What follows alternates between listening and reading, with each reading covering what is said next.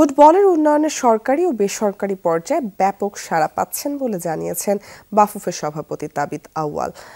BKSP cup নারী football টুর্নামেন্টের সমাপনী অনুষ্ঠানের শেষে এমনটা জানান তিনি, যেখানে সবুজ দলকে ৩-০ গোলে হারিয়েছে চ্যাম্পিয়ন হয়েছে বিকেএসপির লাল দল। এদিন সাফ জয়ী বিকেএসপির ৫ ফুটবলারকে দেয়া হয় ২০,০০০ টাকা করে আর্থিক সম্মাননা। টানা দ্বিতীয় সাফ জয়ের আনন্দে ভাসছে জাতীয় নারী ফুটবল দল। স্বীকৃতি হিসেবে মিলছে সরকার, বাফুফে ও বিভিন্ন প্রতিষ্ঠান থেকে সংবর্ধনা ও আর্থিক পুরস্কার। সেই তালিকায় এবার যোগ হলো বাংলাদেশ ক্রীড়া শিক্ষা প্রতিষ্ঠান বিকেএসপির নাম।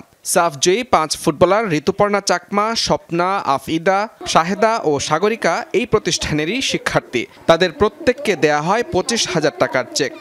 নিজের প্রতিষ্ঠান যখন আমাদেরকে সম্মাননা দেন, সো এটা আমাদের জন্য একটা বড় পাওয়া, আমাদের একটা অনুপ্রেরণা। এর আগে অনুষ্ঠিত হয় বিকেএসপি কাপ নারী ফুটবল টুর্নামেন্টের ফাইনাল, যেখানে সবুজ দলকে ৩-০ গোলে হারিয়ে চ্যাম্পিয়ন হয় বিকেএসপির লাল দল। বিজয়ীদের মাঝে পুরস্কার বিতরণ করেন বাফুফের সভাপতি তাবিথ আউয়াল ও বিকেএসপি মহাপরিচালক ব্রিগেডিয়ার জেনারেল মনিরুল ইসলাম। ফুটবলকে এগিয়ে নিতে সরকারি ও বেসরকারি পর্যায়ে ব্যাপক সাড়া পাচ্ছেন বলে জানিয়েছেন বাফুফের নবনির্বাচিত সভাপতি। আমি ইতিমধ্যে অনেক সংস্থা থেকে সরকারি, বেসরকারি, আন্তর্জাতিকভাবে আমরা কিন্তু অনেক পজিটিভ রিপোর্টস পেয়েছি। তো যদি আমরা একটু কাজে নামি, আমি শিওর আমরা সাকসেস হব। ৪ দিনব্যাপী অনুষ্ঠিত বিকেএসপি কাপ নারী ফুটবল টুর্নামেন্টে বিকেএসপির ২টি দলের সঙ্গে অংশ নেয় সারা দেশের আরও ১৪টি দল। মুজরাবিন তারেক, যমুনা স্পোর্টস।